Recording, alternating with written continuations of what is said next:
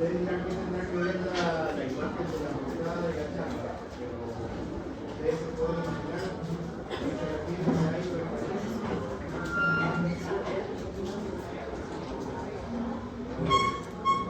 Y la línea, el nivel de agua es la realidad. Nosotros tenemos un freno que es la realidad que nosotros vivimos, que la marca, sobre todas las cosas, es la cantidad disponible de inversión que tenemos para el método, para el diagnóstico microbiológico. Ustedes van a ver, seguramente ya han visto algunos, son infinidades de métodos, sobre todo para el tratamiento de la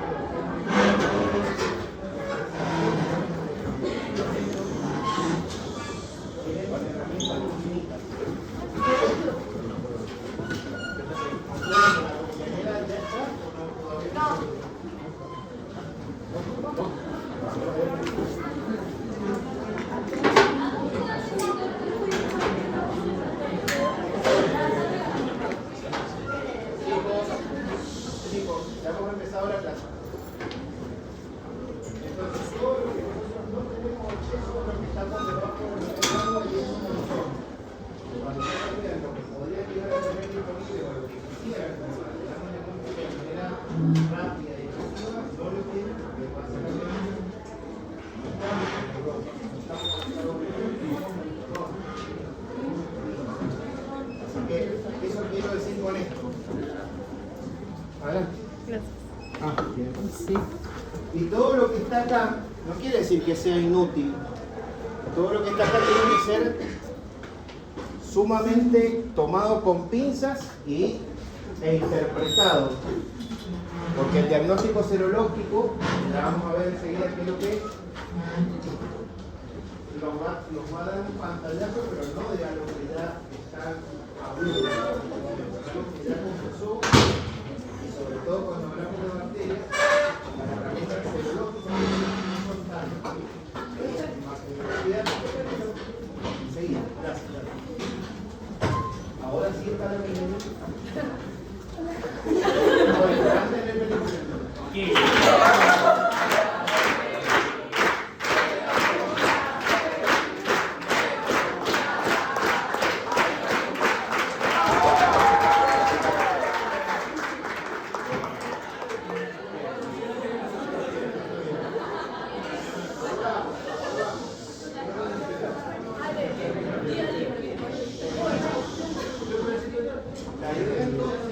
todas estas herramientas que sí tienen disponibles, las sepan utilizar y las sepan interpretar, que es lo más importante.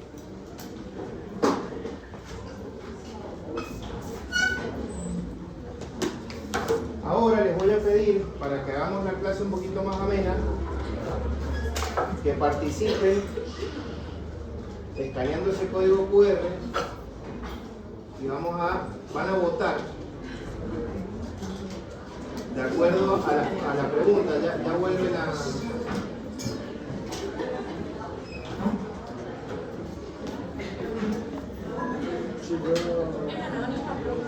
Sí, es para ver dónde estamos parados. Es para que ustedes voten. Ahí les manda, fíjense que les dice, ¿qué creen que demora más un diagnóstico microbiológico? La tecnología disponible, el transporte de la muestra, la decisión de pedir el estudio o el tiempo que el paciente tarda en consultar al sistema de salud. Todas son importantes.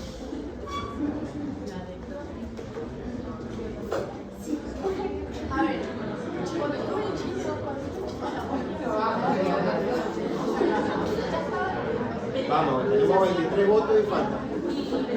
Ustedes son más que 23. Vamos.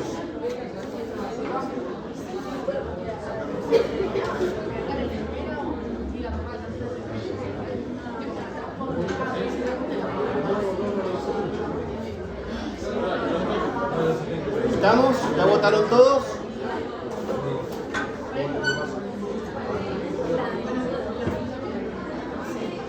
Hay una tendencia.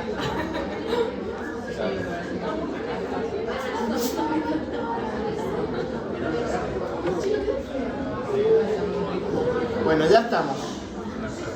Vamos a parar la encuesta.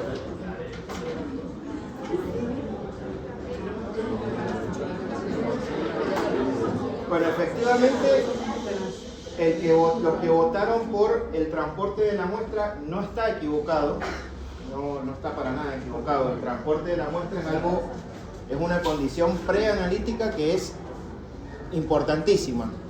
No da lo mismo juntar una muestra para un parasitológico seriado de materia fecal en un frasco que no tiene conservante, lo cual nos lleva a decir que esa muestra no va a servir, que juntarlo con formol, ¿sí?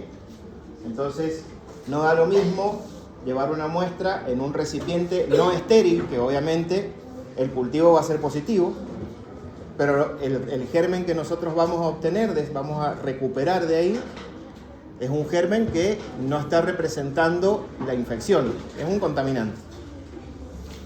La decisión de pedir el estudio, obviamente también es muy importante, porque todo el tiempo que pase entre que yo tomo contacto con el paciente, el sistema de salud completo, no solamente ustedes como futuros médicos, el que lo encuentre y el que lo pesquise, se encargue de tomar contacto con él y de tomar una decisión, eso va a afectar, bueno, ya empezaron los espíritus. No pasa siempre.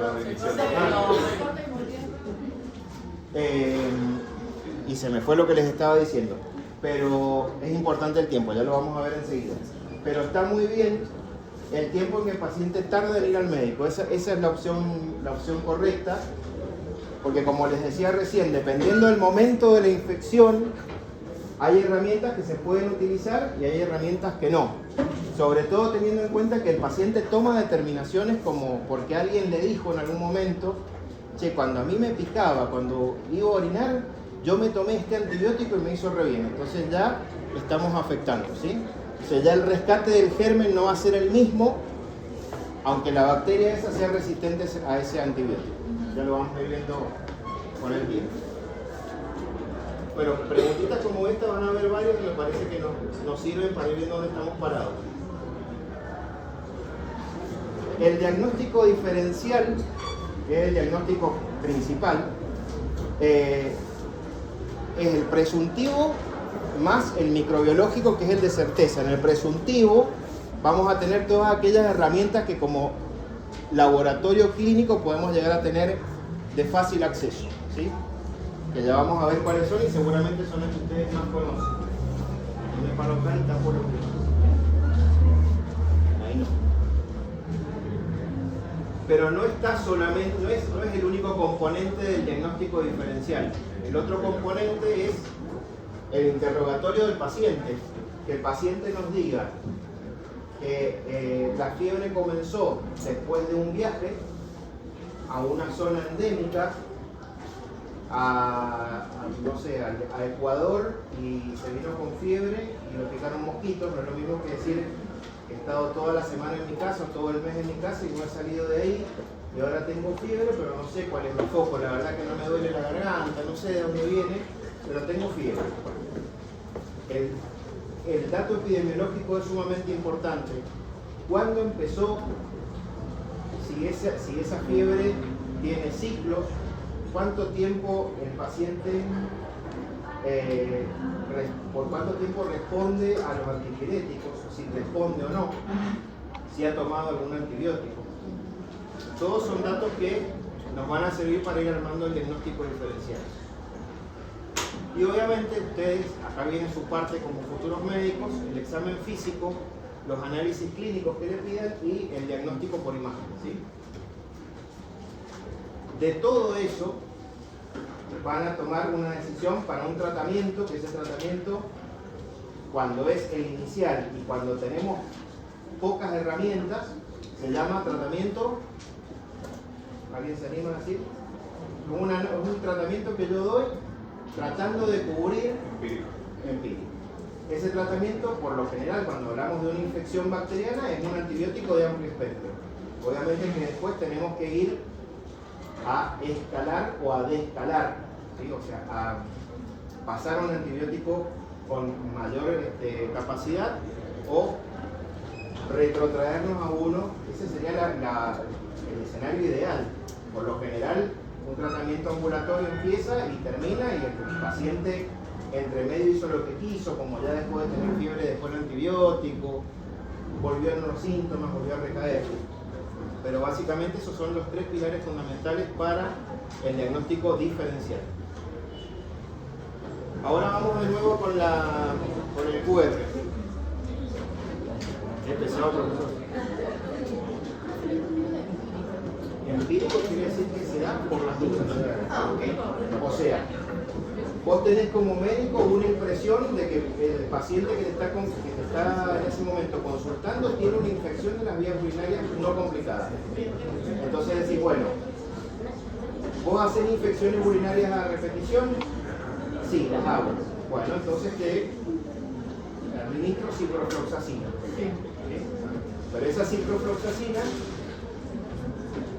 en principio estaría mal elegida porque tendrías que, si hace infecciones a repetición. Estamos hablando acá de un caso clínico que surgió. Dice ella que no entendía qué es lo que era lo de empírico. Tengo un paciente que está consultando, yo supongo que tiene una infección de las vías urinarias no complicada y decido que el paciente tiene que tomar ciprofloxacina. Esa ciprofloxacina, después vamos a ver si es o no es la mejor opción, pero el tratamiento puede en algún momento fallar o no. Entonces, es empírico. Mientras tanto, ¿vos qué vas a hacer? Solicitar el urocultivo, que se va a demorar como mínimo 48 a 72 horas, y vos después vas a tener un informe que te va a decir ciprofloxacina resistente. Entonces, en ese caso, vas a tener que cambiar, y el tratamiento empírico resulta ser que no termina siendo el definitivo porque tenés que cambiar a otro grupo de antibióticos. ¿Se entiende? Puede ser que siga siendo, que me siga sirviendo o no. ¿Ese cultivo se le hace después de darle la medicación o antes? Nunca un cultivo después de la medicación. Lo que tenés que hacer es siempre indicar que el paciente junte la muestra y después que se tome la primera dosis. Ya vamos a ver cuáles son las condiciones ideales y cuáles son las limitantes que tenemos. Claro, ese tratamiento inclusive sería como algo para manejarlo en el momento. O no, porque el antibiótico va a ejercer su acción sobre la bacteria, no sobre el síntoma del paciente. Obviamente que se sobreentiende que si la replicación bacteriana disminuye, tendría que disminuir los síntomas. Obviamente que con las subsiguientes dosis el tratamiento va a tener que mejorar. O no, y ahí hay un fallo de tratamiento. ¿Por qué? Y puede ser que la bacteria sea resistente. Ahora, en ese interín, vos ya pediste el cultivo y ya sabes que dentro de 48 horas vas a poder reclutar o no. Voy a habilitar a ver para la... Ah, no, está habilitada para la segunda. ¿Ya han ido votando? ¿Cómo? Dependiendo del caso.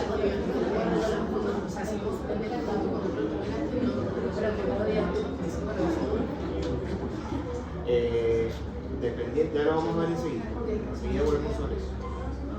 Entonces, vamos a utilizar este ejemplo que dijeron las chicas. Tenemos un paciente con sospecha de infección urinaria. ¿Qué análisis pedirían? La idea es que ustedes ahí pongan qué análisis pedirían. Sería como una lluvia de ideas lo que va a ir apareciendo.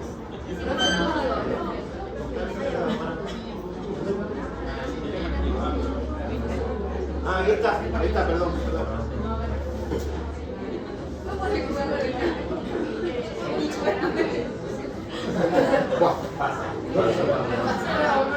A ver.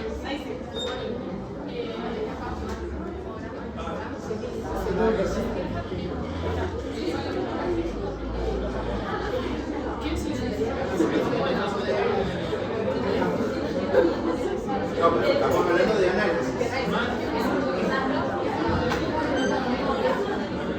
La pregunta es, ¿qué análisis solicitaría no terapéutico?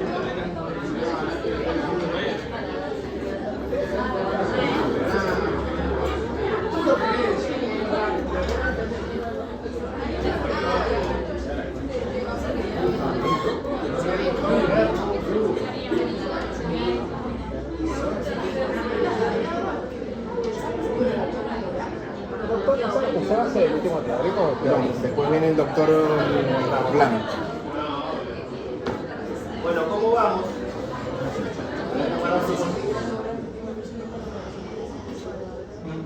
Bueno, van a apareciendo cosas. Ya estamos.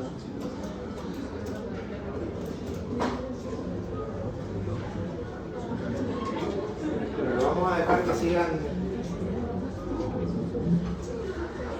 Lo que se repita va a aparecer más grande.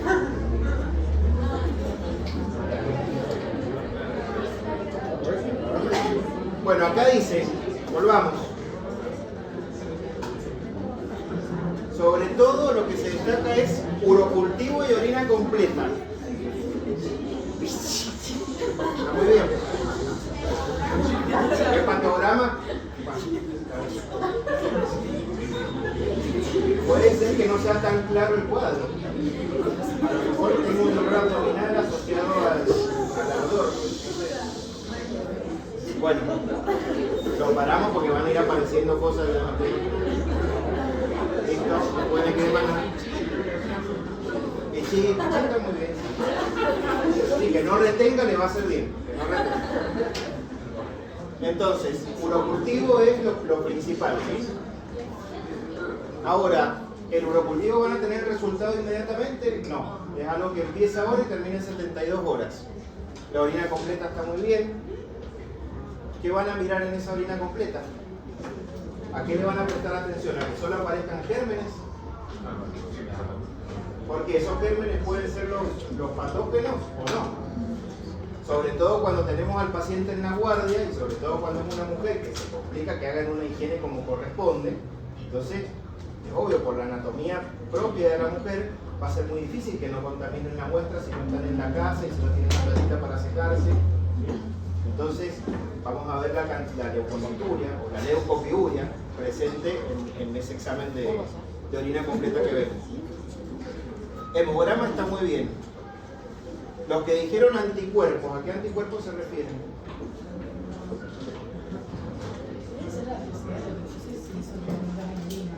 No, en orina no, pero yo dije análisis, no necesariamente tienen que ser en orina. Claro, para corroborar que haya una infección o no, seguramente al paciente le pidieron un hemograma. ¿Qué van a ver en el hemograma? Leucocitosis. Si la infección es lo suficientemente profunda y llega a ya quiere ya sistematizarse, ¿sí?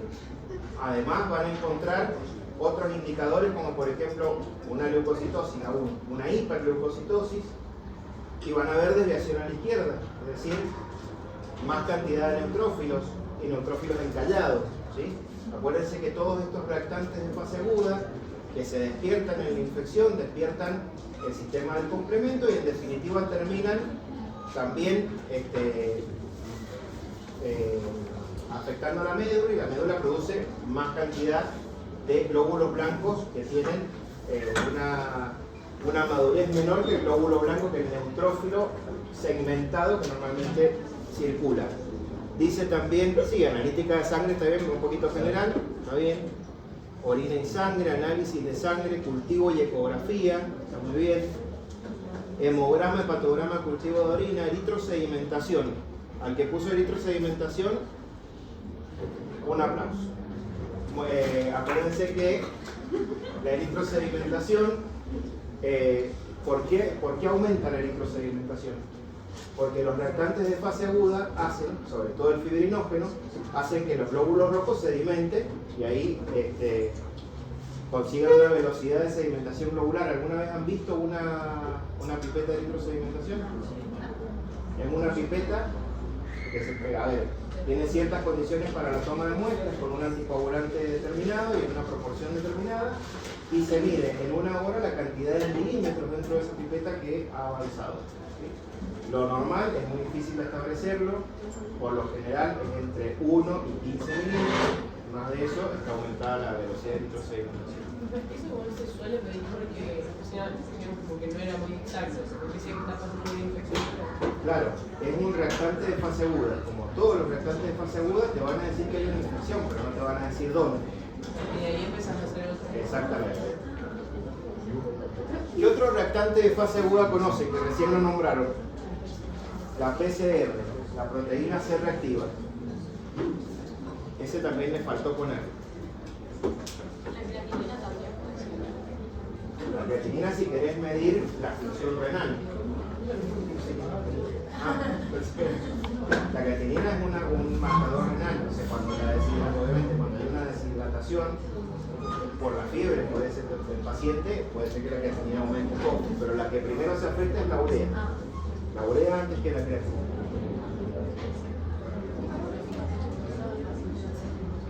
Bueno, seguimos. Volviendo a lo que les decía recién, ustedes ya cursaron inmunología, me dijo el doctor Paleta, ¿y alguno ya la rindió? ¿Recuerdan lo que eran los PAMS? Bueno, estos patrones asociados a la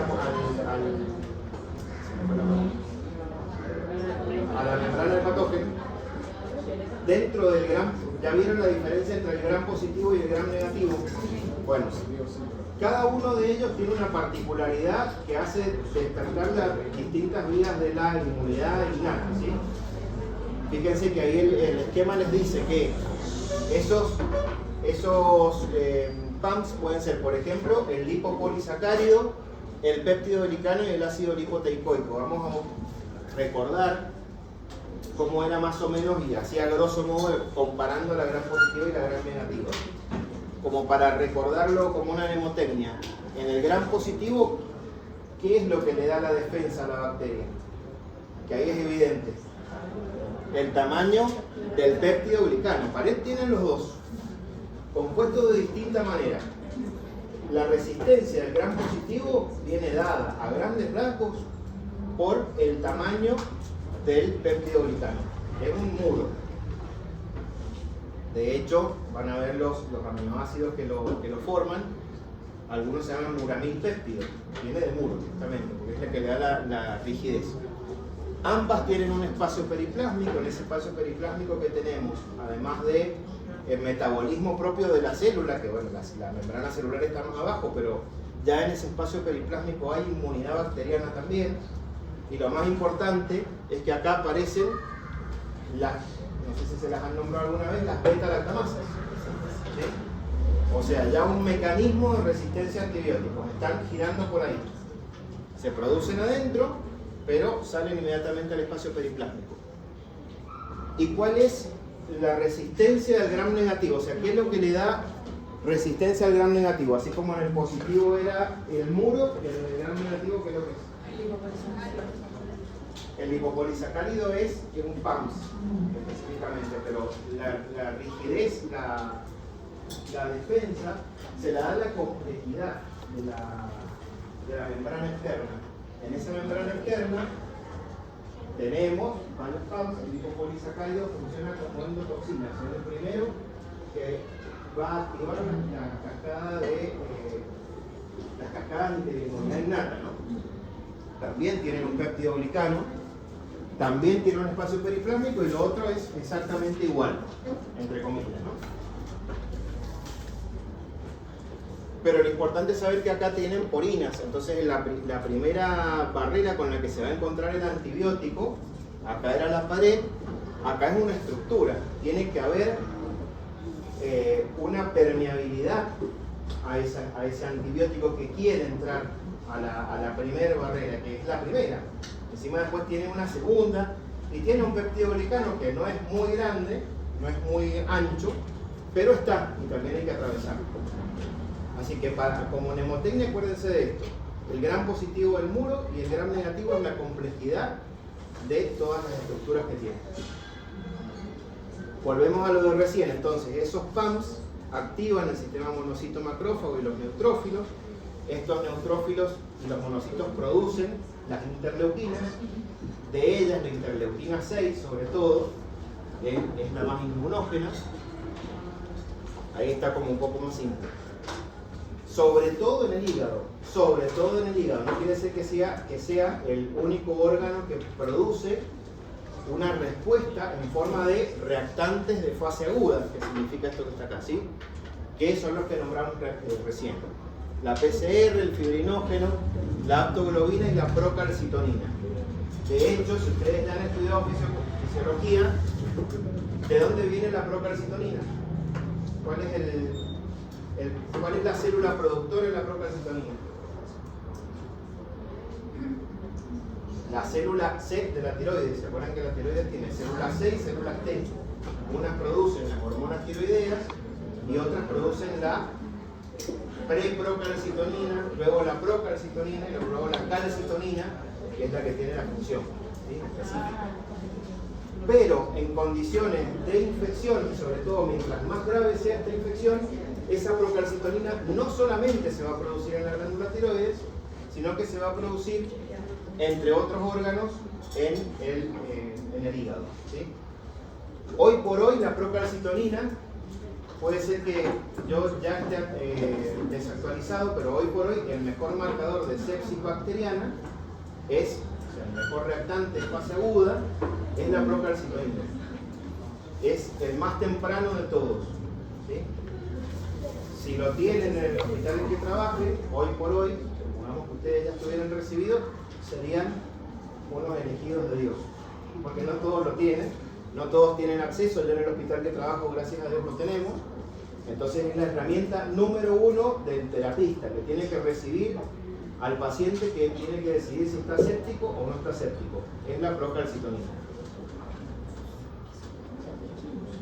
¿Vamos bien o vamos demasiado complicados? Entonces, todas estas interleuquinas, en condiciones normales de respuesta, se producen en un nivel, pero no, creo que ninguno de nosotros que está acá se va a olvidar del COVID. Y cuando en el COVID, ¿qué es lo que se producía? Con esas citoquinas.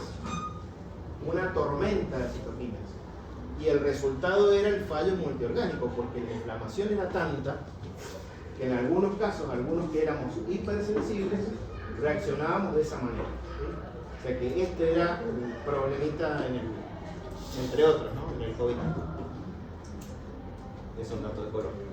Vamos adentrándonos en el diagnóstico microbiológico, que vamos como medio lento. ¿Qué es lo importante entonces? Primero, tengo al paciente, tengo que seleccionar de dónde tomo la muestra. ¿Siempre voy a tener todos los accesos disponibles? No, va a depender del caso y va a depender del paciente. A grandes rasgos, fíjense que ahí tienen 3 esquemas distintos. Chicos, ¿me están escuchando atrás? ¿Me quedo tranquilo? Estoy gritando entonces. La muestra directa que yo tengo, el ejemplo número 1, la toma de muestra por venopunción, ¿sí? Tengo el paciente con fiebre, no tiene foco, decido tomar un hemocurtivo, tomo de la circulación general. Ese es un ejemplo.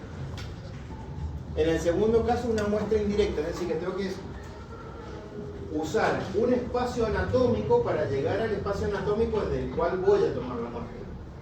Un ejemplo de este caso sería hacer un lavado gástrico para obtener una muestra para Mycobacterium tuberculosis. ¿Por qué? Porque hay mucha gente que sabe expectorar, pero los niños y muchos adultos no saben hacerlo. Entonces hay que hacer un lavaje gástrico para tratar de obtener de ahí el bacilo, ¿sí? Ese sería un ejemplo bastante gráfico de este caso. Y la muestra indirecta, que es cuando yo tengo que hacer un hisopado. ¿Han escuchado hablar de los hisopados de vigilancia epidemiológica? A un paciente que se le va a practicar una cirugía traumatológica, por lo general cirugías de rodilla, unos días antes le piden un hisopado de algunos sectores de la piel. Por lo general se pide nasal, inguinal, restal, axilar. Y en cada uno de ellos se busca la aportación de un germen resistente. O sea, el paciente es un paciente común y corriente, no está enfermo por esa bacteria que tiene importando en la axila. Pero si tiene estafilococcus aureus, que no es resistente en ese espacio, entonces hay que hacer un tratamiento previo, tópico, ¿sí?, con un antibiótico tópico. Y bueno, lo mismo se busca en el hisopado rectal, cuando el paciente tiene sucesivas internaciones, un paciente que toma mucho tiempo en terapia intensiva, ¿qué pasa? Con el uso de antibióticos del antiespectro empieza a seleccionarse su biota intestinal, ¿no? Y se empieza a ser más preponderante los gérmenes multiresistentes. El paciente estuvo en el hospital Cedrito y se va al hospital Juancito. Entonces, cuando llega al hospital Juancito, quiere saber si este paciente viene portando gérmenes multiresistentes, entonces se hace un hisopado anal. Y ahí se busca específicamente carbapenemasas, las KPC, las NADN, un montón más. Ya la vamos a ir conociendo con el tiempo. ¿Vamos bien hasta ahí? 3 tipos generales de selección de muestras. Directa e indirecta, que no quiero que después lo confundan con el diagnóstico microbiológico. Estamos específicamente hablando de la muestra. Entonces, primero y principal, seleccionar cuál es la muestra ideal, obtenerla en las condiciones correctas, transportarla y conservarla y procesarla. Esto, en el mundo ideal, pasa todo rápido. Esto es más o menos lo mismo. Fíjense, la premisa principal es remitirla al laboratorio, una vez que ustedes la obtuvieron como corresponde. Pero a la vez, esa muestra que yo voy a remitir al laboratorio tiene que ser representativa. De nada sirve una muestra que no le vaya a servir al microbiólogo o al bioquímico para sacar alguna conclusión o para darles un informe para que ustedes saquen conclusiones, ¿sí? Entonces, ustedes son responsables de esta etapa preanalítica, que después el bioquímico es el que firma, pero ustedes son responsables de lo que están solicitando, ¿sí? O sea, los errores del laboratorio empiezan afuera del laboratorio, ¿sí? Inclusive hasta cómo hacen el pedido médico. Ya vamos a ver algunos ejemplos. Eso como responsabilidad nuestra sería no comer antes de una donde retiran sangre. Si vos no te vas a poner a darle al paciente esas indicaciones, se las van a dar en el laboratorio, pero hablemos de un caso en el cual vos estás en una guardia y tenés al paciente con vos y le vas a pedir, bueno, vamos a hacer un urocultivo. Vos le podés o no como médico decir, che, mirá, esa muestra la tenés que obtener de cierta forma. Lo ético que sería que vos le dijeras, por favor, no contamines la muestra. Andate a tu casa, obtener la muestra ahí, eliminar la primera porción de orina, lavate con agua y jabón y juntar la orina y después traerla. O sea que, pero si vos no le das esa indicación, el paciente la va a juntar, la va a llevar al laboratorio y la va a llevar contaminada. Obviamente que en el laboratorio también vamos a tener nosotros otros indicativos, o sea, van a haber indicativos de esa contaminación.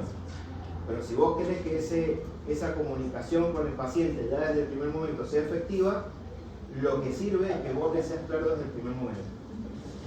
Y estamos hablando de una situación que es una infección urinaria que todo el mundo anda por la vida con infecciones urinarias asintomáticas. Imagínate si el médico no presta atención a la condición preanalítica de un paciente internado. Eso es mucho más grave. Bueno, evitando la contaminación en el momento adecuado, el tamaño adecuado de muestra. Yo trabajando con el doctor Payén en una oportunidad me mandaron, ¿sabes lo que es un brocal? Un brocal es un recipiente grande que se utiliza por lo general para juntar orina de 24 horas. Me llegó a un paciente, le habían extraído un deltoides y así como se lo extrajeron me lo llevaron. Lo metieron al brocal. El brocal no es algo estéril, entonces imagínense desde el primer momento la cantidad de errores que tiene.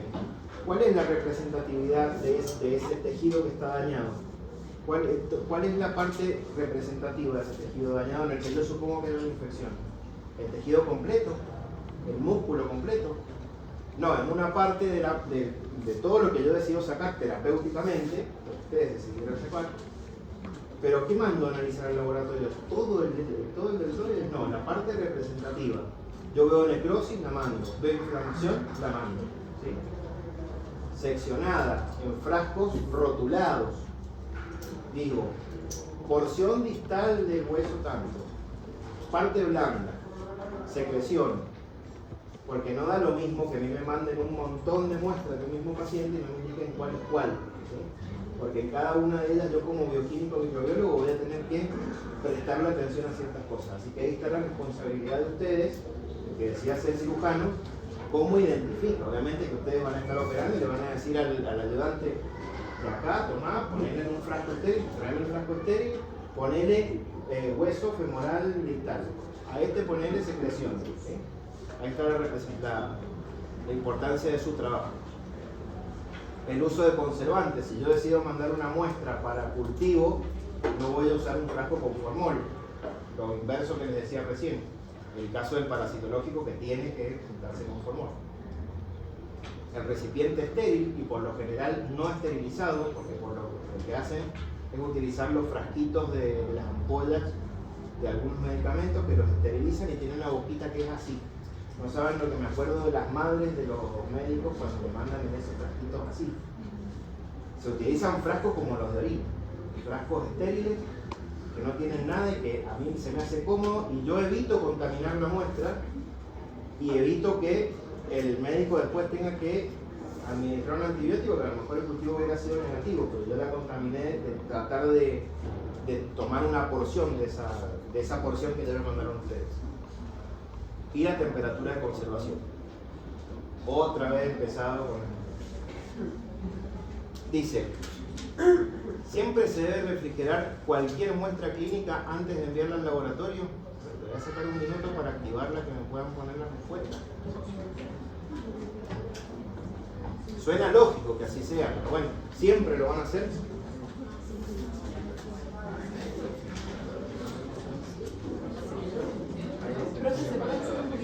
Perdón, sí, la verdad que tengo un poco alto para que...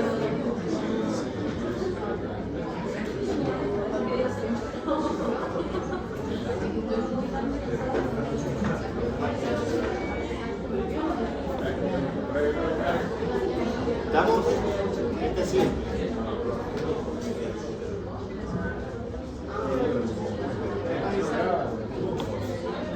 Bueno, la tendencia es clara, es falso. Porque hay ciertas muestras, y sobre todo para la parte microbiológica, hay que tener en cuenta que la temperatura daña. Y esa muestra, específicamente, ustedes la dañan por meterla en la heladera, es la muestra más difícil de tomar y el diagnóstico más difícil de aceptar, que es una meningitis.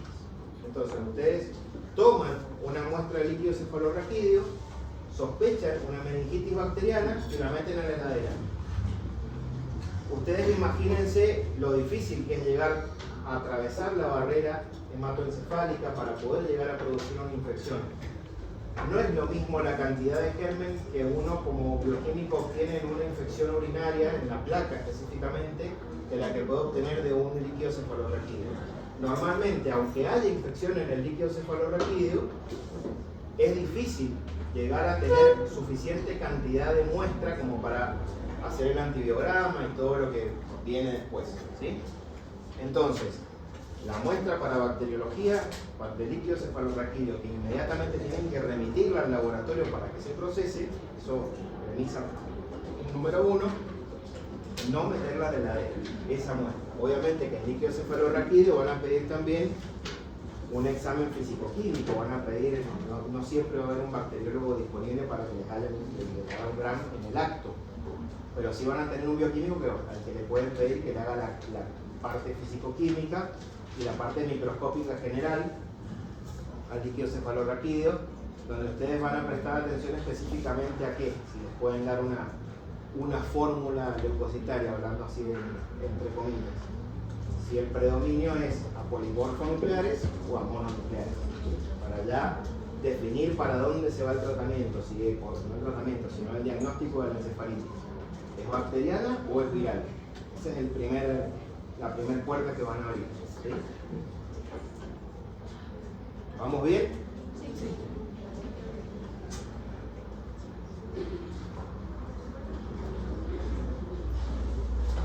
Recolección y conservación de las muestras. Entonces, tiene que asegurar, primero y principal, la viabilidad del patógeno, la inhibición de los contaminantes y debe evitarse la desecación. Normalmente en una muestra como una materia fecal o una orina o cualquier otra muestra líquida no se va a desecar siempre y cuando sea una buena cantidad. Pero si ustedes, volvamos al caso de recién, son traumatólogos y deciden enviar una muestra del paciente de un tejido, si la mandan seca y no le ponen solución fisiológica, esa muestra va a perder viabilidad, ¿sí? Y obvio no confundir la solución fisiológica con el formol. Se le llegan a confundir y tiene un problema importante porque el formol se hace notar. Pero bueno, la rapidez del momento, las cosas rotuladas ayudan un montón. específicamente hay medios de transporte que nos ayudan a que eso que normalmente no puede ser, chicos, que no puede ser en el acto procesado. Hay algunas ayudas que tenemos, por ejemplo, los medios de transporte, que algunos, inclusive además de favorecer el desarrollo o el mantener la viabilidad del patógeno, nos ayudan a inhibir todo lo que no nos interesa, ¿sí? Por ejemplo, en bacteriología usamos el medio Stuart, el de Cary-Blair, el de para anaerobios, el medio para clamidia y para micoplasma. ¿Por qué siempre estos los van a encontrar así, siempre nombrados aparte? Porque cuando ya veamos específicamente esto en infecciones de transmisión sexual, van a ver que la pared bacteriana de estas dos bacterias, pongámosle entre comillas, porque tampoco son tan bacterias, y después van a ver por qué, no tienen todos los constituyentes normales que vimos recién de la pared del gram negativo o del gram positivo. Es una estructura distinta. En parasitología, sobre todo usamos el formol o el fenol alcohol formol. Y en virología, obviamente, dependiendo del caso, para un aspirado nasofaringeo, por ejemplo, para un panel viral, ahora en este momento y después de este sonda, dentro de unos 2 o 3 días vamos a tener paneles virales a lo loco, se instila solución fisiológica y se toma un aspirado nasofaringeo. O si quisieran hacer, por ejemplo, una carga viral en un paciente código B20, o sea, un paciente con HIV, se hace una muestra de sangre, ¿sí?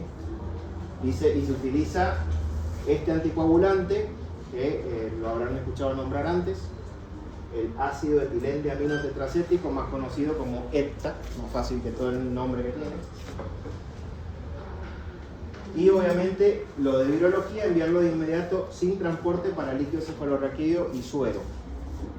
Eso es otra premisa principal. Fíjense, hay algunos medios de transporte que además se comportan como medios de cultivo líquido. Esto es una botella de hemocultivo. Mi realidad en este momento es que en el hospital trabajo con este tipo de botellas porque son automatizadas. Esta botella se toma y se mete a un equipo que inmediatamente comienza a leer y produce lecturas continuas, y en algún momento, despiértense quiere decir eso, por las digo. Inmediatamente detectan una señal de crecimiento bacteriano, el equipo te dice, te larga una alerta, te prende una lucecita roja.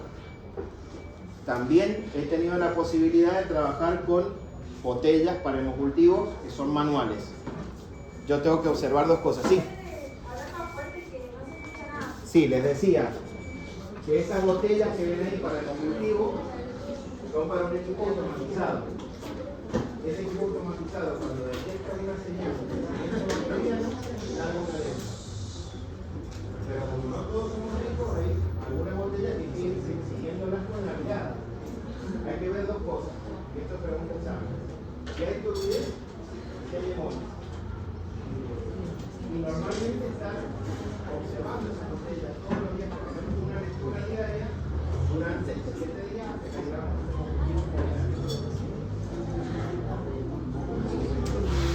a otros medios de transporte. Si hay, ¿qué cosa? Desarrollo bacteriano. ¿Eso preguntaste? No, las 2 cosas que dijo. Turbidez y hemólisis. Obviamente, si el medio de cultivo líquido se pone turbio, porque hay desarrollo bacteriano o algo que se le parezca. Entonces, en ese caso, ¿qué se hace? Se pincha esta botella, que está en el equipo, o no, y se siembra. Ya vamos a ver enseguida cómo se siembra. Un envase estéril, también este es el que yo les decía recién, un envase de orina para todas las muestras que pueden llegar a mandar. Y acá hay un error tramposo a propósito. Fíjense, otra vez las clamidias nombradas aparte porque son muy especiales. Demasiado. Hay uno acá que no corresponde, que es el hisopo con medio Stuart, y este quiero que ustedes no lo van a haber tachado. Quiero que lo tachen, porque específicamente lo puse para que ustedes se acuerden de que el medio Stuart para Neisseria gonorrea no sirve. Para Neisseria gonorrea se utiliza los hisopos de Dacron con solución fisiológica, ¿sí? Eso también podría llegar a ser una pregunta. Porque si ustedes tienen al paciente en ese momento en la guardia y les consulta, es un masculino de 30 años, es fácil que un masculino de 30 años, de 25 años tenga una infección urinaria. ¿Quién me dice que no? Es lo más probable, no quiere decir que sea imposible. Pero lo más probable es que un masculino de 30 años que tenga una infección de transmisión sexual. Entonces, hay que hacer el diagnóstico diferencial ahí. Lo lógico sería que ustedes digan dos cosas. Por un lado, el cultivo del hisopado uretral lo van a tomar con ese hisopo para que no queda de Neisseria, de Clamine, de Leptoplasma. O el cultivo de la primera porción de orina, normalmente se dice el primer chorro de orina, y el cultivo de la orina. De esa forma ustedes hacen que el paciente eliminen la primera porción de orina, pero le da una importancia porque la elimina, pero la junta para otra muestra, otro análisis distinto, porque no son las mismas las placas que utilizamos para buscar gonorrea o para buscar Escherichia coli. Entonces, acuérdense, eso siempre se olvida. Me pasa que yo lucho con los médicos todo el tiempo. Normalmente el paciente llega al laboratorio y cuando lo ve un hombre de 30 años le dice, ya, por la duda, justamente el cultivo tiene este plato y le hace el cultivo de orina, pero le hace el cultivo de orina. Y si se puede, se hace el hisopado uretral que puede darse modulación. El hisopo para hisopo de la crona. Porque por lo general, el hisopo que viene con medio Cuba es de madera. Y la madera inhibe la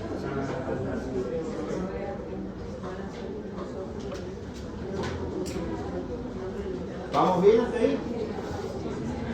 No importa que ahora se sepan absolutamente todo lo que les estoy diciendo. Lo que quiero es que hacerles mella en que es importante que el método que yo utilice no va a estar solamente supeditado aquí a cuál es el método diagnóstico, sino a cómo yo pedí que se juntara esa muestra y qué condición di al paciente. Sí.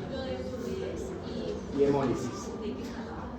Un hemocultivo, cultivo de sangre, o sacas sangre y la inoculas en este frasco.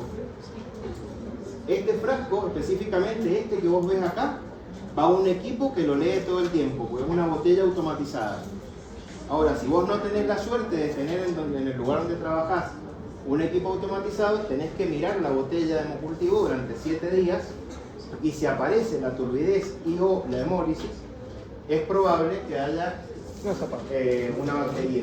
¿Sí? ¿Se entendió ese concepto, no?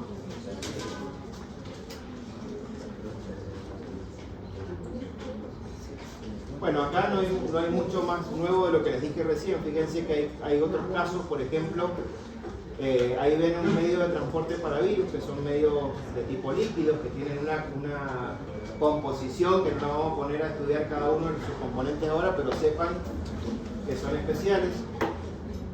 Al lado tienen un paciente al que le están haciendo un raspado de piel, no sé si lo alcanzan a ver bien, pero tienen, esta es una plaquita de Petri que está ahí.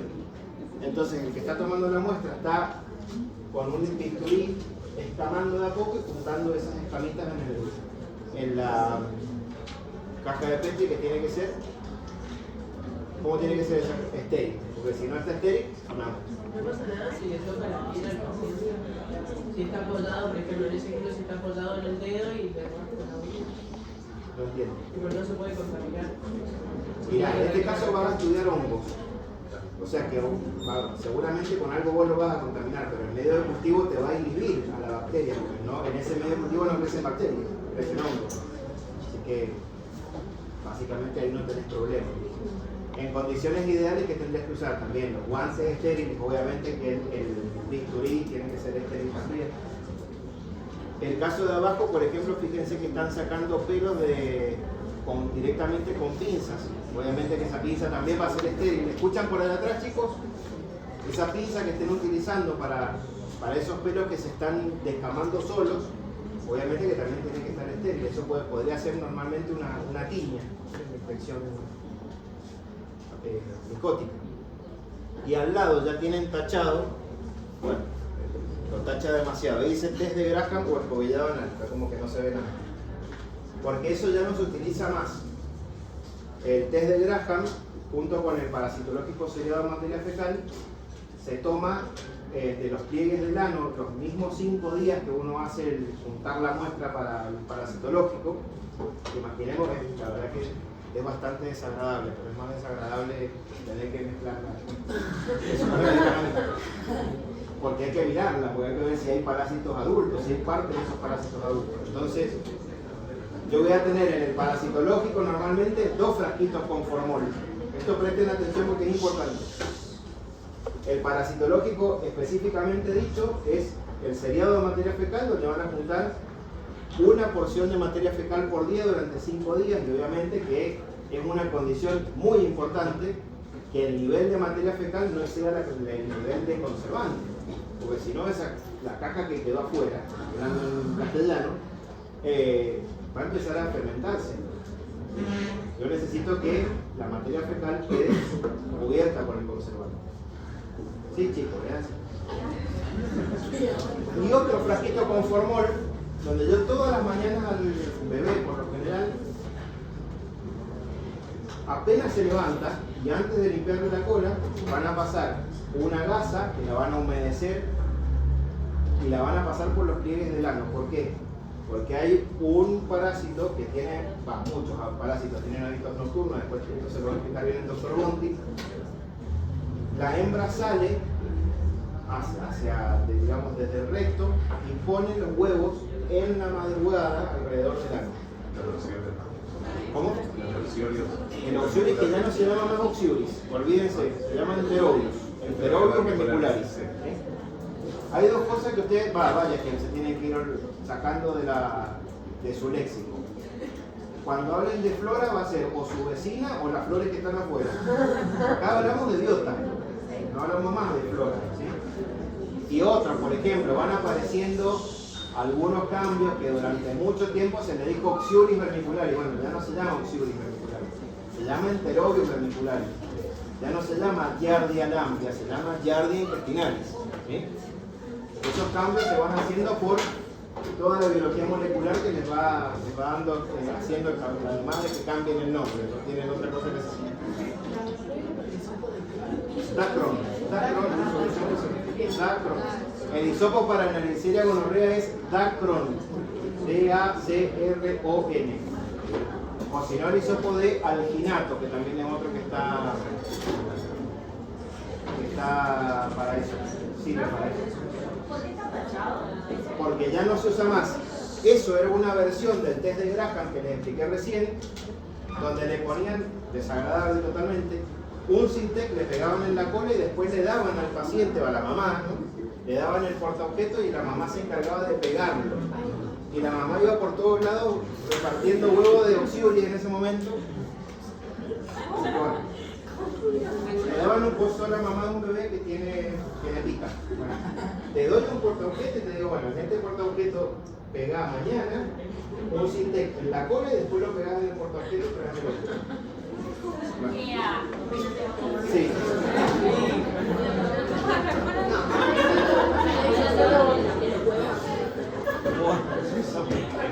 Empezamos retardo. Bueno, ¿a qué edad? ¿Querés que vuelva la primera ronda? Sí, volvé, a las 5. Empezamos a las 4. Bueno. 4 menos cuarto. Dale. Dale.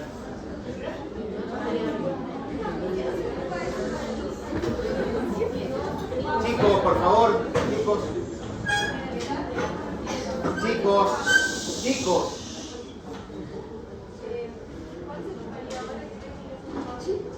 Las gasas que pasan por alrededor de la cola. Es de Graham, es el mismo de Graham. Lo que ya no se hace la recolección así. Vamos al diagnóstico microbiológico. El diagnóstico microbiológico lo vamos a clasificar en e indirecto, siempre lo mismo. El directo, fenotípico, genotípico. Esto es lógico, ¿no? Y el indirecto es el serológico, es decir, valoro la respuesta inmune ante la infección.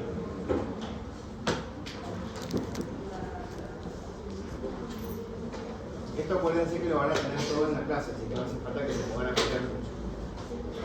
Sí es importante que sepan de acá que el diagnóstico específico no solamente es la observación microscópica, sino que es la macroscópica, la detección de antígenos y o ácidos nucleicos, significa esto acá, y el cultivo, ¿sí?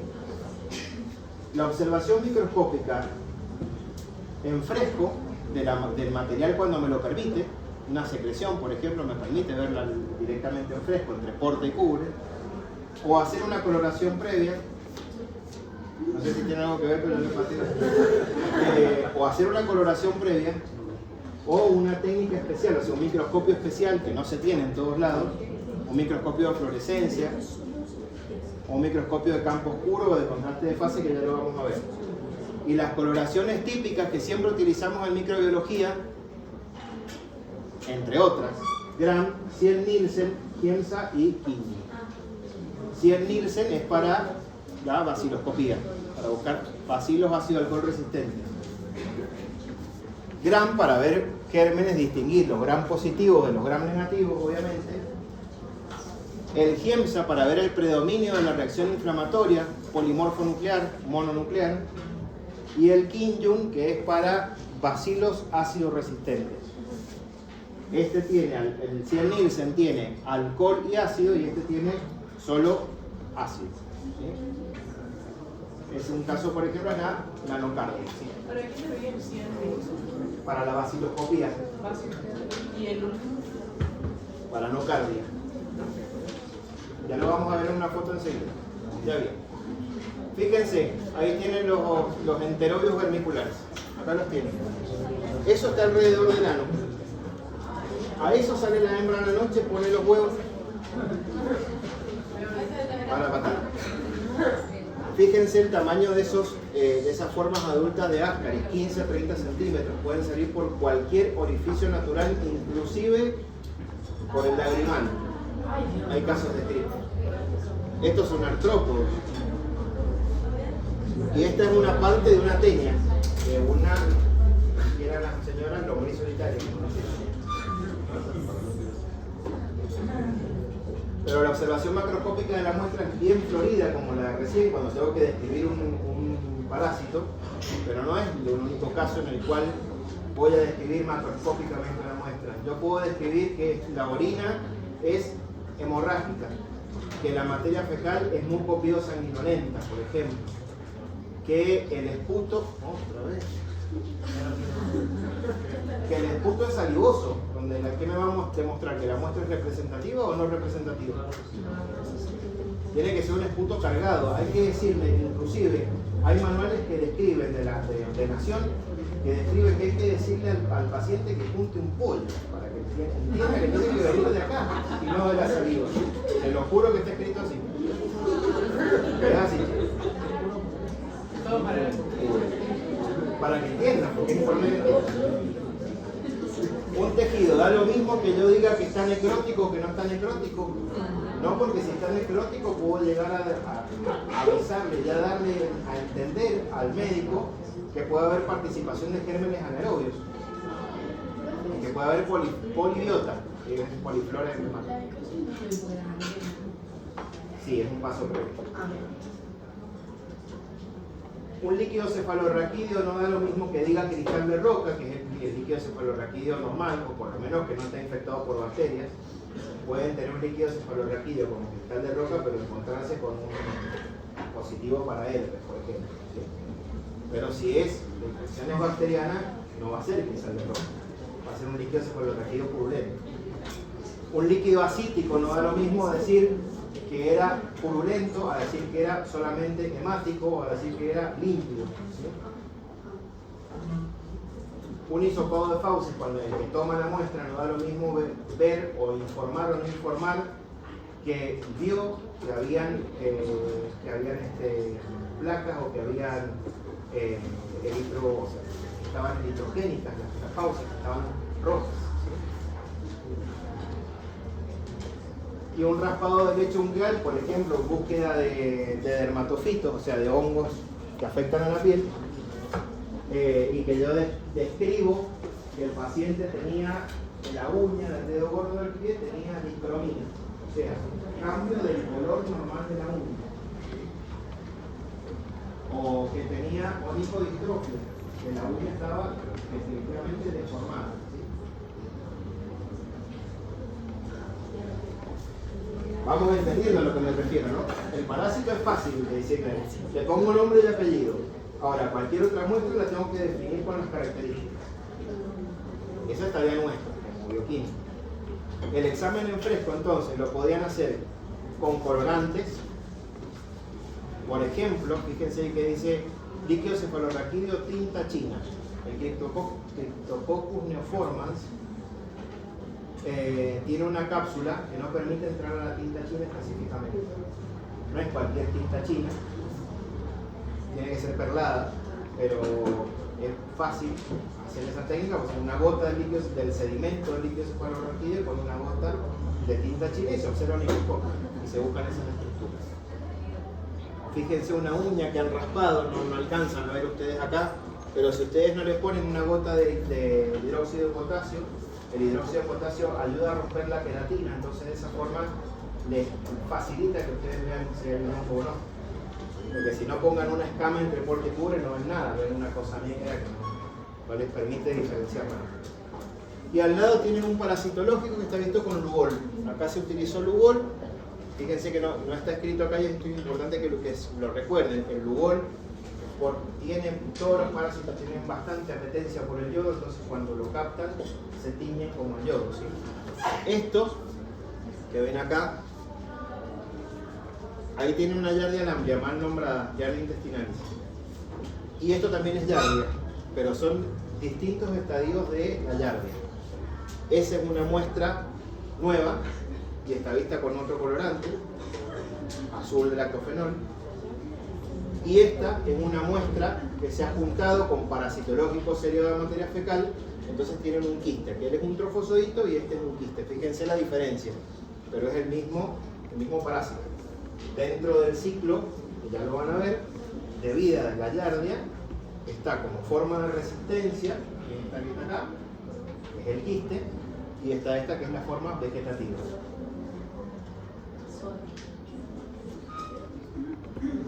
Fíjense acá, bueno, la coloración de Gram, que ya la conocen, no nos vamos a detener demasiado en esto.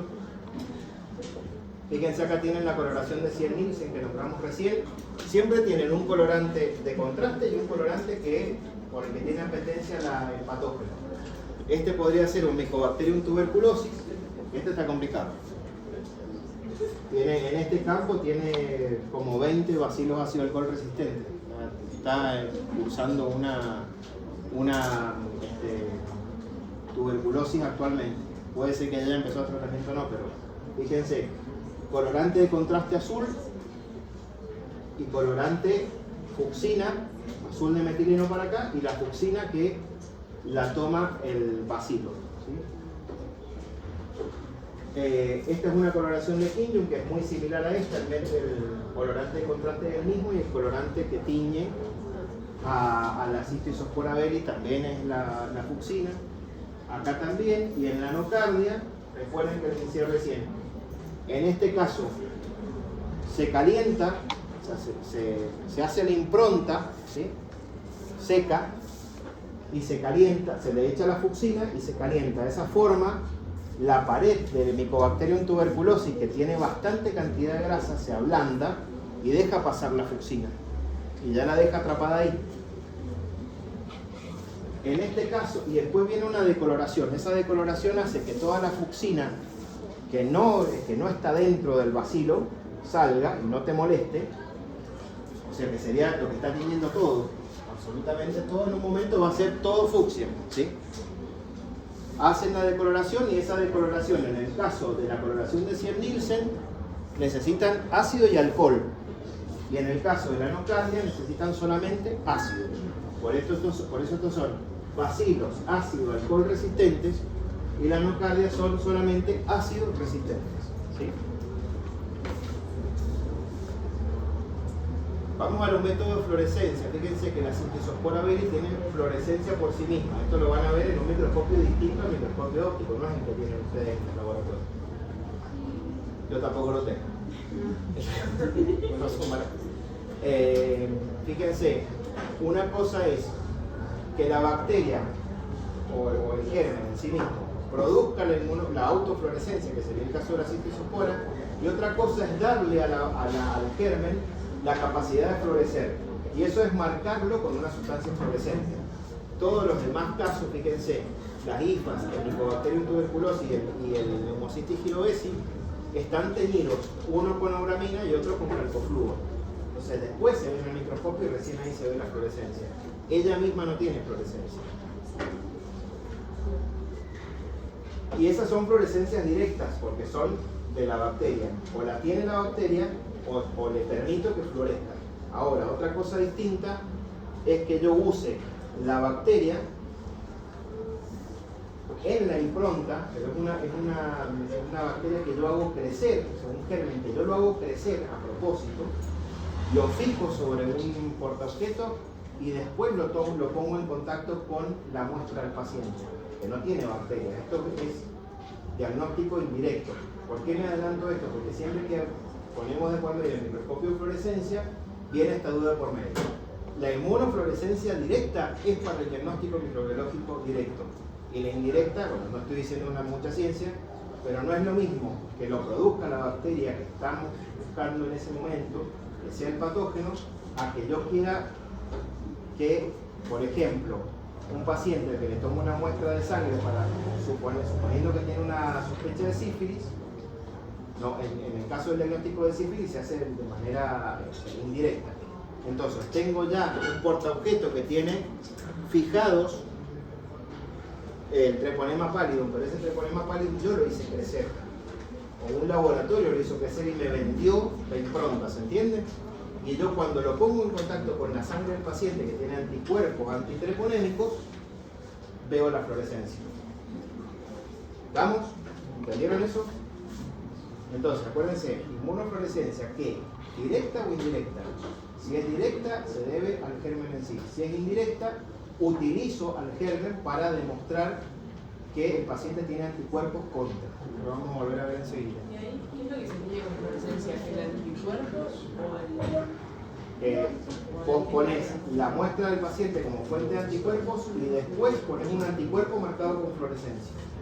Un antianticuerpo. Se hace un sándwich. Esa microscopía de fluorescencia, eso es indirecto. Esto es indirecto. Fíjate que te dice IFI, inmunofluorescencia indirecta.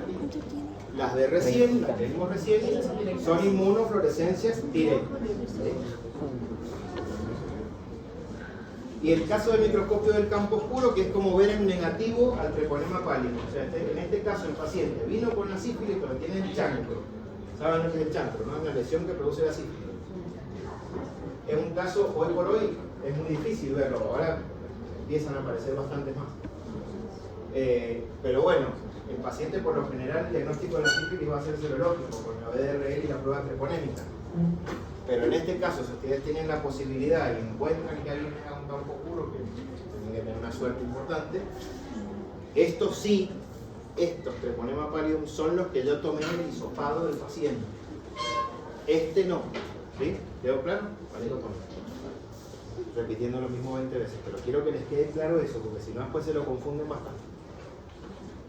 Fíjense, la coloración de Giemsa que les decía recién sirve para, además de la reacción inflamatoria, en este caso vemos Pneumocystis gyrovesi en una muestra respiratoria, es el que está ahí con la flechita esa estructura tan particular de Pneumocystis gyrovesi. Fíjense histoplasma capsulato. Fíjense acá, por ejemplo, donde dice hemoparasitosis, Trypanosoma cruzi, ¿sí? El agente de la enfermedad de Chagas. En este caso es una muestra de sangre entera que se tiñó con Maigrum Giemsa y ahí ven al tripomastigote. Entonces, ¿cuál es la importancia del diagnóstico microbiológico? Primero y principal, que hay una parte clínica, que no solamente es el diagnóstico microbiológico en sí, sino todas las otras analíticas que nosotros podemos pedir, como los que hablamos recién, los reactantes de fase aguda, y el hemograma, con la leucocitosis, la eritrosedimentación. Entonces, la clínica específicamente ayuda al reconocimiento etiopatogénico de la enfermedad, a presumir dónde está el foco de la infección, a elegir la terapia inicial y modificar la empírica, que es lo que hablábamos al principio, estamos volviendo, y para el diagnóstico rápido de algunas infecciones. Ahora, el microbiológico específico es para la elección del esquema inicial de identificación, o sea, no da lo mismo entonces la infección urinaria del masculino de 30 años que sospechar de una infección de transmisión sexual. En ese caso, acuérdense, esto los va a perseguir toda la vida. Un hombre que les va a llegar con ardor al orinar a las 3 de la mañana a la guardia, y ustedes lo primero que se van a preguntar es por qué no viniste antes.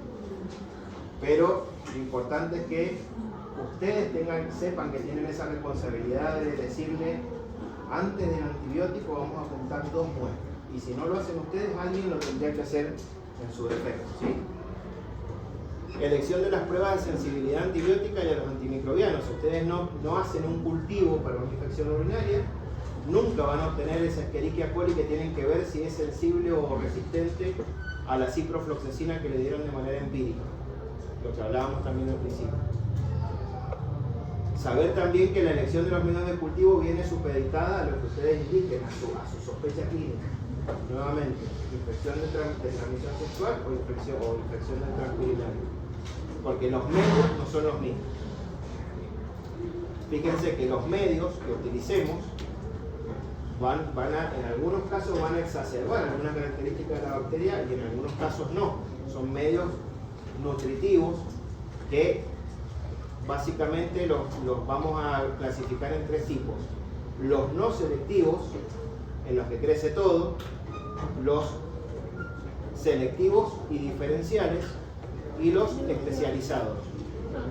Los no selectivos, ¿para qué me sirven? El agar sangre es así, lleva sangre de carnero, que es el mejor, digamos, factor de crecimiento que tiene la sangre de carnero, es el mejor más que cualquier otra sangre. Inclusive los gérmenes que son hemolíticos permiten ver la hemólisis también en la sangre.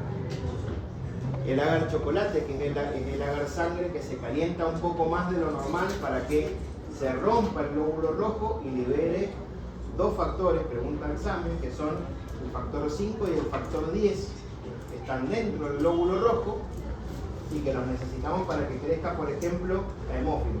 Hay varios que están riéndose que se perdieron la pregunta exacta. El agar Müller-Hinton, que es un agar que no tiene ningún inhibidor y se utiliza específicamente para hacer el antibiograma. Caldos como el diauricolato, que sirven para enriquecer la muestra, y el agar Saburo, que sirve específicamente para hongos, lo que te decía recién. Ese agar no permite que crezcan bacterias, ¿okay? Crecen muy poco. Tiene inhibidores de las bacterias, solamente crecen hongos. Los selectivos y diferenciales son todos aquellos que le dan a la bacteria una característica para que yo la reconozca.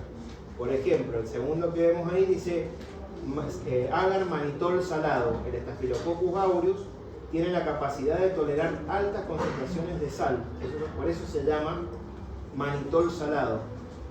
Es un medio de color fucsia, bien fuerte, bien distintivo, que cuando está presente el Staphylococcus aureus, como toleró esa concentración tan alta de sal, hace un cambio de pH con el crecimiento del estafilococo y ese medio que es fucsia se vuelve amarillo. Entonces inmediatamente cuando ustedes ven que ese medio cambió de color, dicen ahí está el Staphylococcus aureus.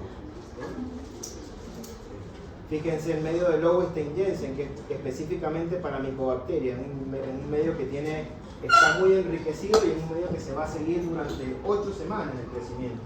No es algo así rapidito.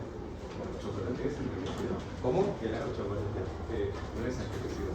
Según como lo veas, vos al hacer la ruptura, al facilitar la ruptura con el calentamiento, lo enriqueces en el factor 5 y en el factor 10. Pero por ejemplo, si al agar chocolate vos le agregás algún factor de crecimiento que se vende, digamos, de forma comercial, lo transformás en otro medio, que es el agar chocolate suplementado, que te sirve para que crezca Neisseria. ¿Sí? Para que crezca el hemófilos. Si vos no tenés el factor 5 y el factor 10, el hemófilos difícilmente crezca. Y los especializados, que son medios que son, como dice la palabra, específicos para una bacteria en particular. Por ejemplo, el agar TCBS que se utilizó, ustedes ni habían nacido, pero cuando tuvimos cólera en Mendoza en la década del 90, bueno, nadie conseguía el agar TCBS. Pero siempre, cuando hay siglas en un medio cultivo, significa algo. Fíjense que TCBS significa tiosulfato, citrato, bilis, sales biliares y sacarosa. Todo eso necesita el vibrio cólera para crecer. Y esto que es el Magnitov, que es un método fenotípico, pero que no utiliza o sea, vamos a trabajar con la placa directa, pero no vamos a utilizar ninguna otra característica fenotípica que no sean las proteínas. Toda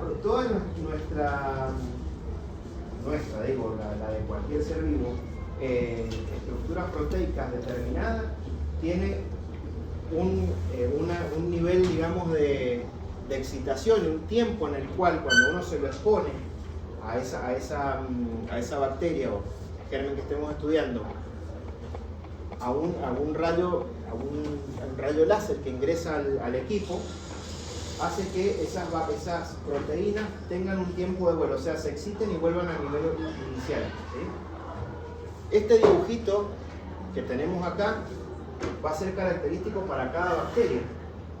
Entonces, si yo expongo un germen que yo obtuve del agar directamente a una placa, le pongo una gota de ácido fórmico y lo meto en este equipo, de acuerdo al perfil de tiempo de excitación de cada una de las proteínas, me va a decir Escherichia coli, Staphylococcus aureus, y esto se demora 1 minuto y medio. Obviamente también para tener esto hay que ser protoférmico. Entonces la cuestión, el principio es ese, y este principio es importante que lo tengan en cuenta, porque acá es algo fenotípico, no es genotípico. Uno tiende a pensar que todo lo complicado es molecular. Este es un aparato enorme, ¿sí?, que tiene en un extremo una plaquita donde yo pongo la bacteria, la toco en una placa, le pongo el ácido fórmico, que es el que le da la carga positiva, y hago que el rayo láser penetre en esa bacteria seca, y les va a dar este dibujito que va a ver acá de excitación de las distintas proteínas, y eso lo va a traducir el sistema en un nodo. Obviamente que esto es recíproco, digamos. Uno puede ir cargando bacterias que ya reconoce por biología molecular y decir, bueno, esto es Neisseria gonorrea, se lo cargo al sistema, le digo, la próxima vez que tengas una muestra que tenga esta bacteria con estos picos de excitación, identificarla como Neisseria gonorrea. Entonces esto con los años se ha ido enriqueciendo cada vez más. ¿Se entiende el principio de funcionamiento del método? ¿O es chino básico o se quieren? Los cultivos celulares ya son distintos, no es una plaquita donde pongo un agar. Acá necesito una línea celular determinada.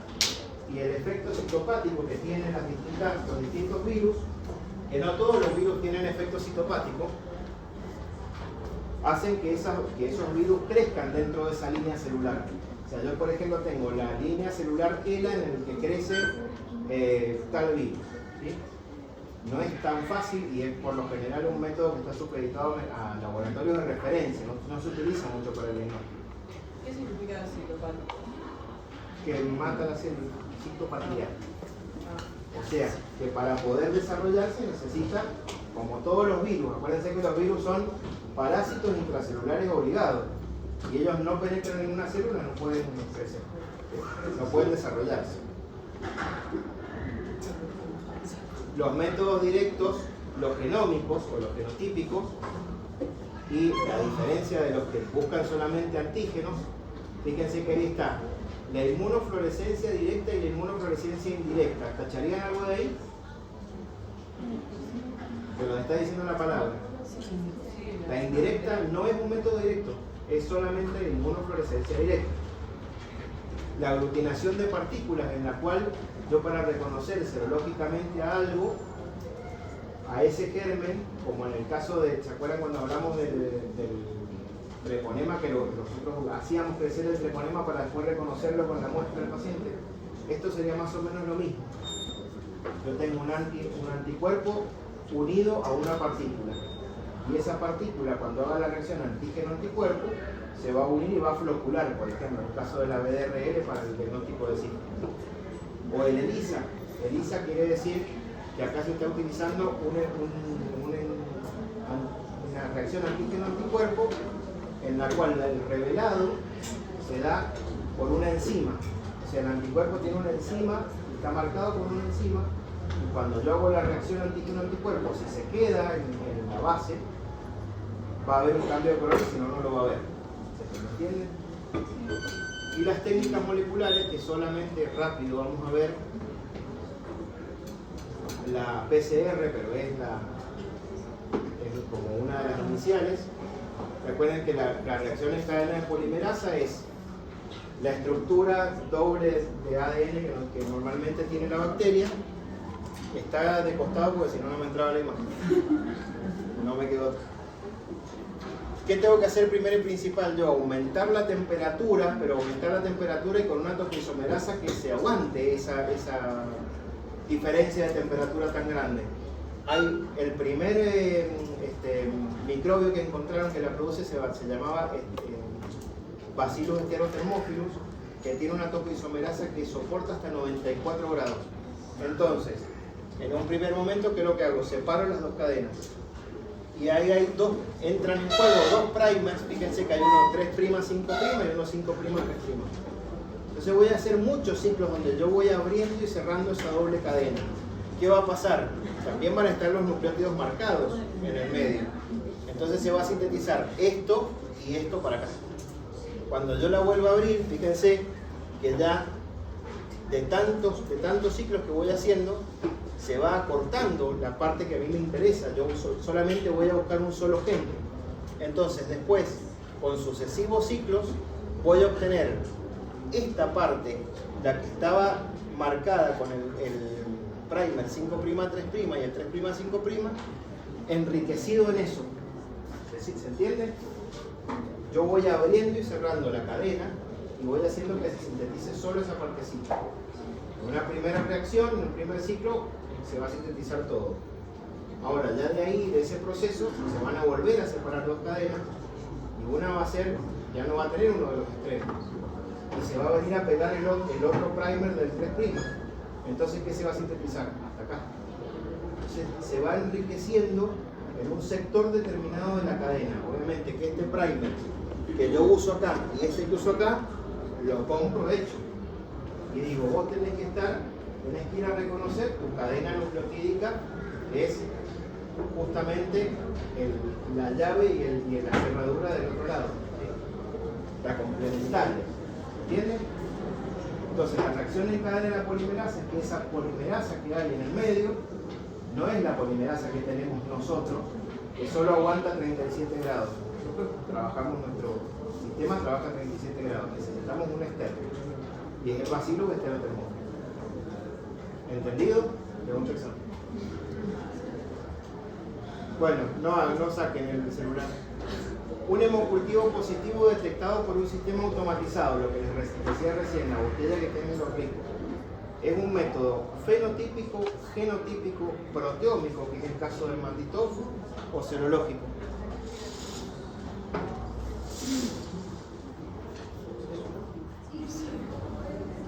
Es una reacción antígeno-anticuerpo, una botella que te está sonando ¿y por qué no genotípico?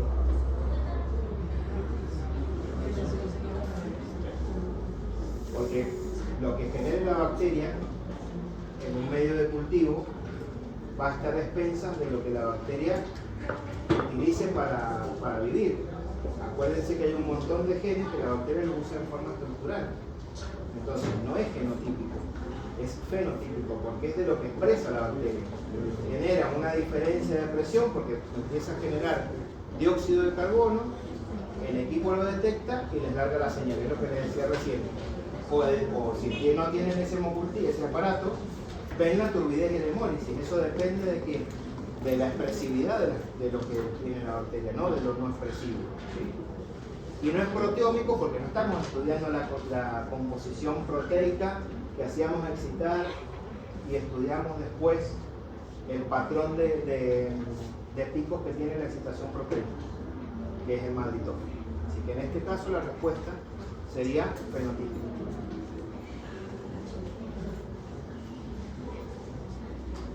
Ya vimos recién entonces los métodos microbiológicos indirectos, que es la serología específicamente. Siempre van a utilizar una reacción antígeno-anticuerpo y lo que pueden usar como base es o una partícula o una enzima o una aglutinación o una estructura, un germen determinado fijado a un portaobjeto que les permite hacer qué cosa, inmunofluorescencia indirecta. Entonces, los métodos indirectos son pruebas inmunológicas. Acuérdense que detectan la respuesta inmune, no directamente el germen, por eso es un método indirecto. Permiten el diagnóstico de infecciones agudas y crónicas. Se utilizan para estudios poblacionales y ¿qué información proveen? La etapa de infección. ¿Por qué? Porque cada una de las infecciones tiene un punto de cero conversión, es decir, un punto en el que yo encuentro mayor cantidad de inmunoglobulinas. Recuerden que por lo general la primera respuesta de anticuerpos es de inmunoglobulina M mucho más que la inmunoglobulina G. La inmunoglobulina M, que es más rudimentaria, y la estructura, ¿recuerdan cómo es la estructura de la inmunoglobulina M? Pentamérica versus la otra que es monomérica. Después se va a producir un pico donde la inmunoglobulina G es mayor que la inmunoglobulina M. Esto es a grandes rasgos, acuérdense, depende del tema. Todo esto que hablamos entonces, recuerden lo que es para aumentar la probabilidad de que haya un diagnóstico precoz, que es fundamental para las enfermedades infecciosas. No da lo mismo que el paciente se deje estar con una fiebre que viene con 20 días de evolución y que aumenta a una determinada hora del día y que viene de viaje de Brasil, que lo picaron los mosquitos. Sí. Pobre, no le faltaba nada, pero se fue a Brasil. Indicar el tratamiento antimicrobiano específico. No da lo mismo decirle, tomate este antibiótico y esperate que se te pase, a tomar un cultivo y esperar si tengo que modificarlo o no. La finalidad específica es la disminución de la mortalidad del paciente, porque todo antibiótico que yo use a la vez tiene sus contraindicaciones, tiene su ototoxicidad, su nefrotoxicidad. Entonces, el utilizarlo tiene que justificar que el remedio sea mejor que la enfermedad, si no, no tiene sentido. Evitar los tratamientos empíricos prolongados y el uso irracional de los antibióticos. Vamos a ir rápido. Entonces, fíjense esto para que ya terminemos, chicos, ya se van. Ya no se van. Vamos a describirlo rápidamente para que les quede esta ayuda a memoria. Con esto terminamos. El tipo de método, un método fenotípico, un método genotípico, uno proteómico y uno serológico. El fenotípico, ¿qué detecta? Lo que expresa todo lo que exprese la bacteria. Entonces, el microorganismo vivo, ¿sí? Ese microorganismo vivo que produce un gas, ese microorganismo vivo que yo lo tiño, ese microorganismo vivo que yo lo veo en la placa de cultivo. ¿Cuál es el tiempo que demoro? Y horas y días. Una coloración de Gram lo hago en horas. Pero un cultivo yo le puedo llegar a necesitar hasta 48 horas y más si el paciente está con antibióticos. Puede que crezca, pero le voy a tener que dar más tiempo al cultivo. O puede que sea un hemocultivo y hasta que no pasen 7 días no puedo darlo como negativo o no. ¿Cuál es la ventaja? Que me permite obtener el germen y de ahí hacer el antibiograma. ¿Sí? ¿Cuál es la limitación? Que es lento. Y un ejemplo clínico de esto, ¿qué podría ser? Hemos nombrado uno varias veces. ¿Cómo? Una infección. Un urocultivo. ¿Sí? En el parásito específicamente no lo haces crecer, lo ves. El genotípico, ¿qué detecta? El ADN o el ARN microbiano. ¿Cuánto tiempo me demoro? Distinto. Mientras más avancemos, de minutos a horas. Porque hay algunos equipos que seguramente han escuchado hablar de los film arrays. Bueno, los film arrays permiten hacer varias PCR a la vez. Y no por germen, sino por grupo de germen. Por ejemplo, yo tengo un panel de film array para todas las infecciones respiratorias. Tomo una sola muestra, ni siquiera tengo que extraer el ADN, sino que lo hago, digamos, tomar contacto con los primers, 3' y 5' de todos los gérmenes que podrían llegar a ver ahí. Entonces, sin haberlo extraído, que es la PCR que vimos recién, se llama PCR multiplex, porque pasan muchas PCR en el mismo momento. Y la que es positiva puede dar una o dos, dependiendo del caso. Sería la de tiempo real. Es una PCR en tiempo real. La PCR en tiempo real específica es una PCR más rápida. Pero acá hay una PCR multiplex y es PCR en tiempo real muchas a la vez. La ventaja es que es altamente específico y que limita esta. Y un ejemplo clínico, por ejemplo, una infección respiratoria de alta, de un paciente que está internado, de un niño que puede tener algún virus de todo el panel que se investiga. PCR para SARS-CoV-2 que a la vez se puede hacer con la PCR de 4 o 5 virus más, influenza, HIV, virus sincitial respiratorio, de todos a la vez. Ahí termino. Bueno, doctor. El proteómico, recuerden entonces, que detecta el perfil de proteínas. ¿Sí? Han tratado mal los alumnos. Tortita. ¿Qué te parece? A mí el mal. Tuve hasta una cumpleañera. Bueno, el tiempo de resultado en minutos, recuerden que le dije que en 1 minuto y medio les puede dar el nombre y el apellido. La ventaja que es rápido, yo tengo la placa de cultivo, tomo una colonia y lo estudio inmediatamente. ¿Qué me limita? También es caro, por supuesto, y que requiere de cultivo.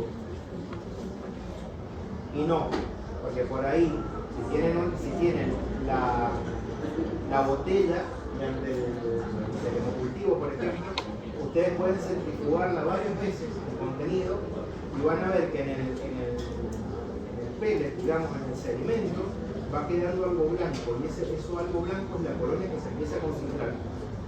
Se han hecho varios estudios y directamente tocan de ahí, o sea que la bacteria, la botella que sale positiva del equipo, la concentran, obviamente la siembran primero, para no perderla, pero después intentan concentrar en ese germen que está en la bacteria. Ponen 10 mililitros, lo concentran, tiran el solvente, ponen 10 mililitros más y así, 4 o 5 veces, lo concentran tanto que obtienen un sedimento que lo ponen en la placa, le ponen el ácido fórmico y leen el perfil. ¿Sí? ¿Existe una limitación que requiera cultivo? Y porque necesitas primero obtener la bacteria para después estudiarla. No es lo mismo que, por ejemplo, versus el genotípico, la PCR multiplex que te decía recién, que vos tomás la muestra y lo haces. O sea, demoraría más tiempo. Claro. Maldito en una sepsis. No da lo mismo el diagnóstico empírico para un gram positivo, para una sepsis por gram positivo, que para gram negativo en un paciente que está en UTI. Y el serológico, entonces, ¿qué detecta? Anticuerpos o antígenos. El tiempo que se demora el resultado son minutos y horas. Por ejemplo, minutos, recuerden la reacción de la BDRL para el diagnóstico de cifras. Y horas, por ejemplo, una hemaglutinación indirecta o una ELISA o una electroquimioluminiscencia. Las ventajas que es útil en las infecciones crónicas.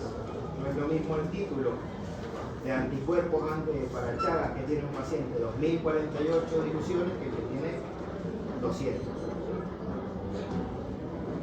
Quiere decir que hay una cronicidad más cercana a lo ure. La limitación que no siempre indica infección activa.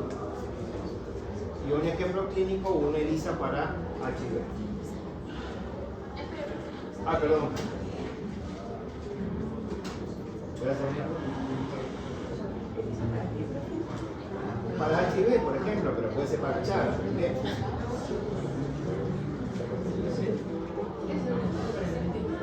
Bien, hepatitis B, hepatitis C. Bueno, entonces, acá, esto es lo último. La detección directa del patógeno siempre es lo que llamamos gol estándar. ¿Qué quiere decir? Que si yo lo puedo demostrar y crece, puedo documentar esa infección con un alto nivel de autenticidad versus lo molecular. Siempre se trata que se obtenga el germen. Si se puede, se puede, si no se puede, no se puede. Pero inclusive hasta por implicancias legales. A mí me tocó una gonorrea en una nena de 3 años. Entonces esa nena de 3 años yo lamentablemente derivamos la cepa al Instituto Malbrán en Buenos Aires y la cepa no llegó viable. Solamente le pudieron hacer la parte molecular. Obviamente que a mí me llamaron a declarar, todo un lío, pero hubiera tenido más fundamentos si yo hubiera podido obtener el germen y haberlo identificado con pruebas bioquímicas más que moleculares o serológicas. Entonces eso es lo que ustedes van a conocer como gol estándar. Tener el germen es algo que nadie les puede discutir si ustedes lo tienen, porque la cantidad de posibilidades que ustedes tienen a partir de eso es infinita.